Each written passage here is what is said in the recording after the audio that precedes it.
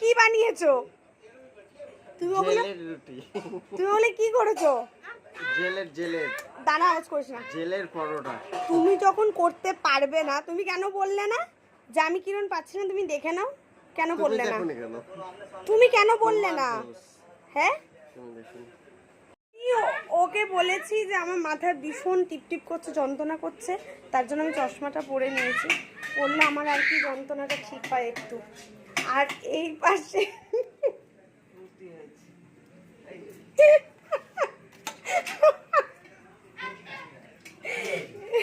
এই দেখো,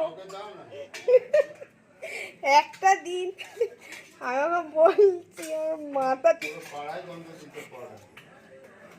এইভাবে সব পরোটা ওরকম ভাবে বানিয়েছে মা, সব কটা পোড়াই কি করেছে। গরু ছাগল ভাবে দেখো কি অবস্থা, গরু ছাগলের উপর রুটি করেছে। এই দেখ বাবু, তোর পাপা রুটি করেছে।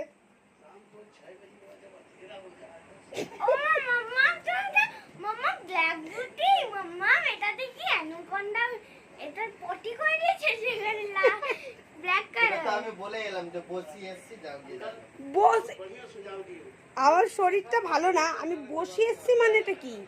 তুমি আমাকে বলবে যে বসে, তাহলে তোমাকে কেন বলেছি?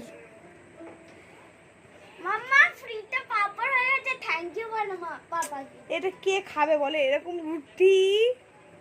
বাবার জন্য মানে আমিও ফার্স্ট টাইম যখন রুটি বানানো শিখি, তো তখন আমিও মনে এইভাবে রুটি করিনি, সত্যি কথা।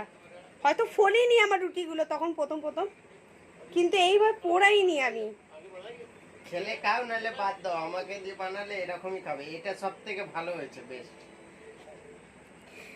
তো বউদের শরীর খারাপ হওয়া বারণ, মানে যদি একটা দিন বউদের শরীর খারাপ থাকে তাহলে এরা না খেয়ে পড়ে থাকবে। সব করে দিয়েছে মা, পুরো বেলে দিয়ে আটা মেখে বেলে দিয়েছে। আমি ওকে বললাম তাহলে তুমি ওগুলো একটু করে দাও, আর আমি বাসনগুলো ধুয়ে আর আমি বিছানাটা করে নিচ্ছি। আর তারপরে ওরকম করেছে। আবার আমার মেয়েও আবার বেলেছে, বেকার টেরা আমার মেয়ে যাই হোক বেলেছে। আর একটা দিন বলেছে, জাস্ট একটা দিন, তাও আবার এরকম রুটি। আমি এটা কোথায় সাজিয়ে রাখবো আমি ভাবছি। চলো সবাইকে গুড নাইট।